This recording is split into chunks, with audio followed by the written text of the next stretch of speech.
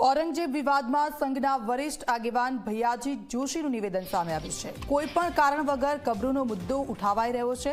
औरंगजेबનું મોત અહીં થયું તો કબ્ર અહીં જ બની। જેમને औरंगजेबમાં શ્રદ્ધા છે તેઓ જાય છે। છત્રપતિ શિવાજી મહારાજ છે આપણા આદર્શ છે। છત્રપતિ શિવાજી મહારાજે અફઝલ ખાનની કબ્ર બનાવી હતી અને આ ભારતની ઉદારતા અને સમાવેશતાનું પ્રતીક છે। तो औरंगजेबने लईने વધુ એકવાર આ નિવેદન સામે આવ્યું છે ભૈયાજી જોશીનું। છત્રપતિ શિવાજી મહારાજ છે આપણા આદર્શ છે તેમનું એવું કહેવું છે। સાથે જે કબ્ર બનાવવામાં આવી છે તેને લઈને પણ તેમણે વાત કરી। देखिए, औरंगजेब का अनावश्यक विषय उठाया गया है। एक है, अब उसकी मृत्यु यहाँ हुई तो कब्र यहाँ बनी हुई है, कोई श्रद्धा है वो जाएंगे।